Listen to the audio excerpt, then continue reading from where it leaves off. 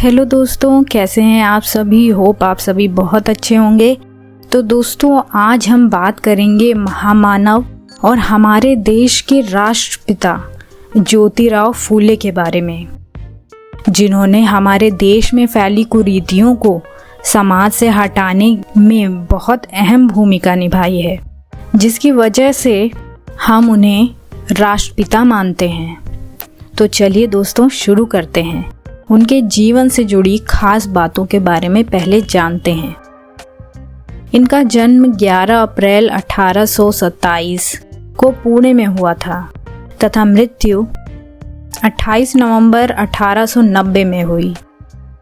उनकी माता का नाम चिमनाबाई और पिता का नाम गोविंदराव था।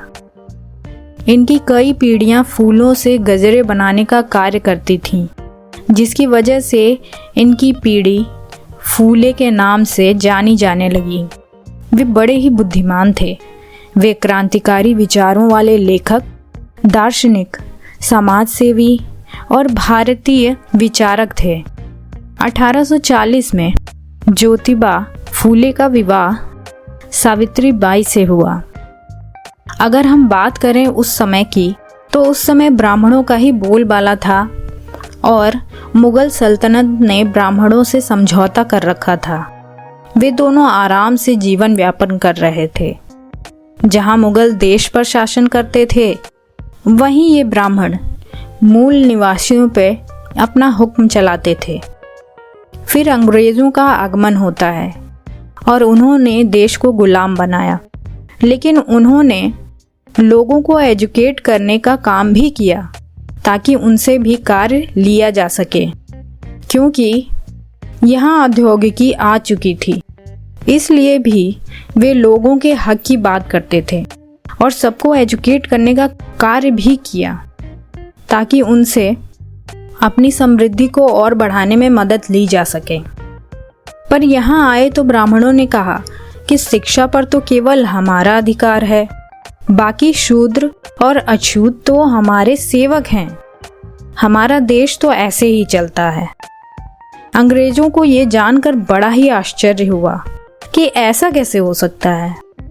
वे भले ही लुटेरे बनकर आए, लेकिन वे जानते थे कि शिक्षा पर हर व्यक्ति का अधिकार है, न कि किसी धर्म विशेष का। तो उन्होंने एजुकेशन पॉलिसी बनाई और सबको पढ़ाना शुरू कर दिया। आपको एक और बात बताती हूँ। ये 1853 की घटना है, जब देश में पहली ट्रेन चलाई गई। लोग उसमें बैठने से डरते थे। क्यों? क्योंकि ट्रेन में बराबर की सीटों पे बैठना पड़ता, जो कि ऊंची जात के लोगों को मंजूर बिल्कुल नहीं था। तो लोगों ने इस पर विद्रोह कर दिया। फिर अंग्रेजों ने सभी को जबरदस्ती साथ में ही बिठाया। दोस्तों, जब आज भी हम समाज में भेदभाव की कई सारी घटनाएं सुनते हैं, तो आप सोचिए कि उस समय ये भेदभाव किस सीमा पर होगा। ऐसे समय में ज्योतिराव फूले का जाति प्रथा के खिलाफ आवाज बुलंद करना एक असाधारण कार्य से कम तो बिल्कुल नहीं था। तो चलिए जानते हैं आखिर उन्होंने हमारे समाज में कैसे कैसे सुधारों को अंजाम दिया। ज्योतिबा फूले ने महिलाओं के हक की, उनकी शिक्षा की ही बात नहीं की, बल्कि इस क्षेत्र में बड़े योगदान भी दिए। आज महिलाएं अपने हक की मांग करती हैं, अपने हक के लिए लड़ सकती हैं। पर क्या आज वे महिलाएं ज्योतिबा फूले को याद करती हैं, जिसने मजदूरों के हक की बात कही और देश का पहला ट्रेड यूनियन बनाया? उन मजदूरों को ज्योतिबा फूले के बारे में क्या पढ़ाया या बताया जाता है? किसानों का कोड़ा जिस व्यक्ति को पहली बार महसूस हुआ, क्या किसान आज उन्हें याद भी करते हैं? जिनके हम पर इतने उपकार हैं, क्या हम भी उन उपकारों को जानते और समझते हैं और उनके कार्यों को आगे बढ़ाने की कोशिश भी करते हैं? तो दोस्तों, इतने सारे उपकारों के पीछे घटी है एक घटना, उस घटना को जानते हैं।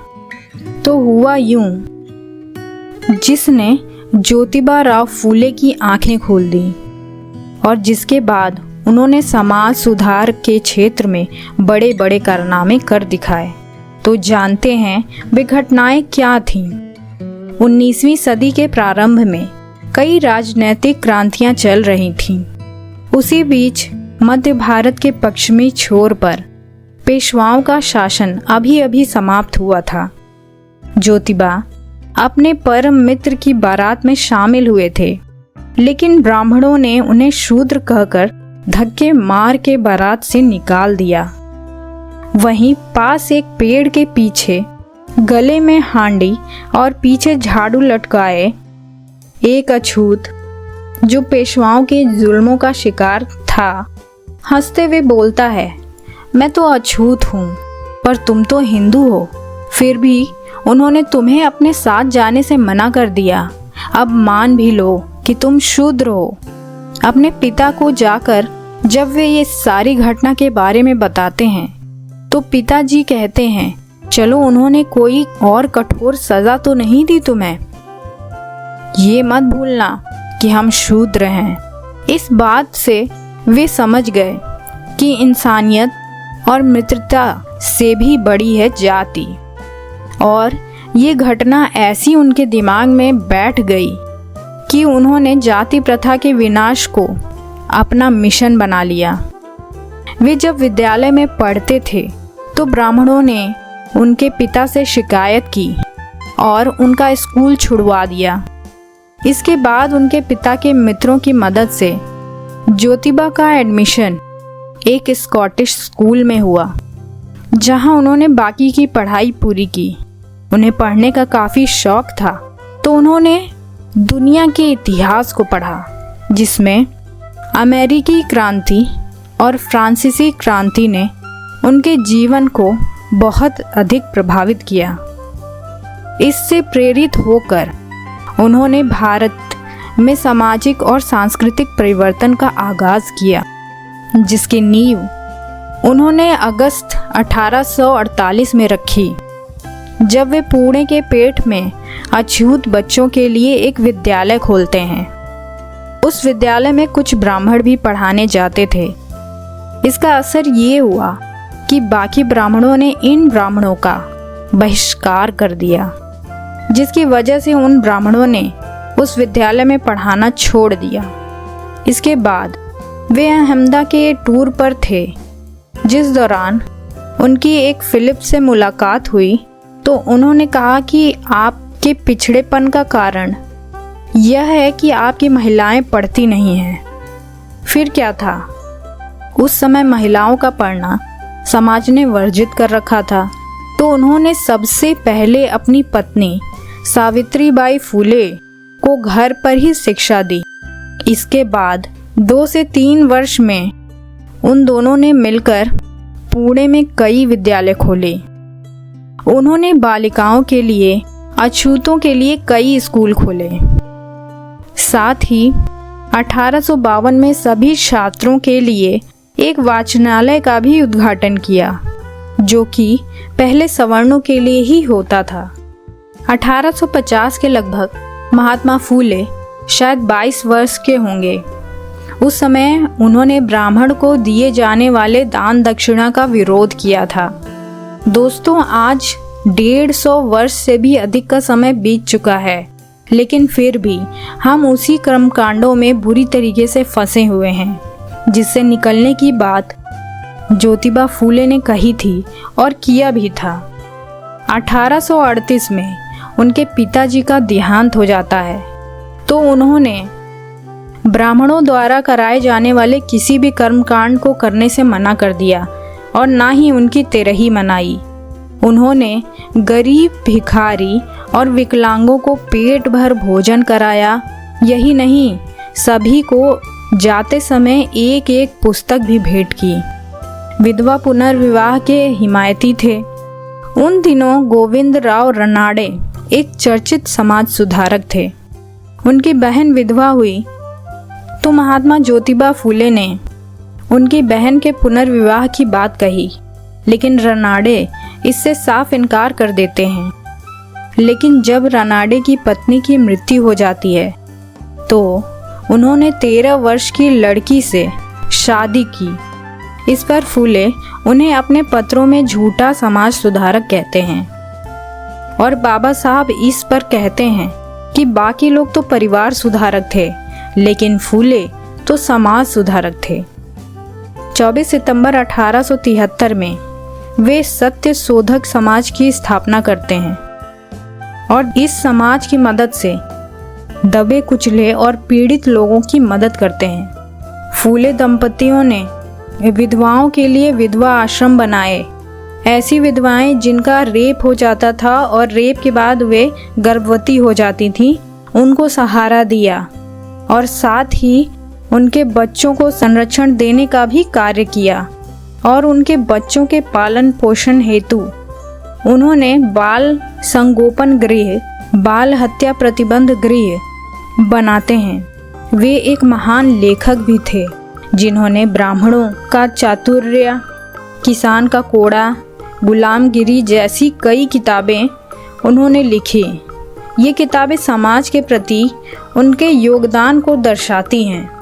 उनका एक फेमस कोट आज भी बहुत चर्चित है, जो इस प्रकार है: विद्या बिन मति गई, मति बिन गति गई, गति बिन नीति गई, नीति बिन वित्त गई, वित्त बिन चरमराया शूद्र, एक अविद्या ने किए कितने अनर्थ। दोस्तों, मुझे लगता है कि इस कोट से आप ये समझ पा रहे होंगे कि एक विद्या के न होने की वजह से एक इंसान की जिंदगी कैसे बद से बदतर हो जाती है।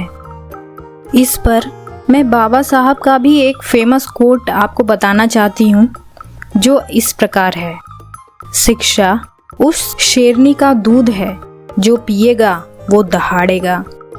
दोनों ही महापुरुषों ने एजुकेशन के ही दम पर सबसे अपना लोहा मनवाया और आगे तो बढ़ते ही चले गए, कभी पीछे पलटकर नहीं देखा। जैसा कि आपको मैं बता चुकी हूँ कि ज्योतिबा फूले ने अपनी पत्नी सावित्रीबाई फूले को घर पर ही शिक्षा दी, क्योंकि उस समय महिलाओं की शिक्षा वर्जित थी, चाहे वो किसी भी धर्म की हो। आप सभी को ये ज़रूर पता होना चाहिए कि हमारे देश की पहली महिला शिक्षिका सावित्रीबाई फूले थीं, जिन्होंने महिलाओं के लिए सबसे पहला स्कूल भी खोला।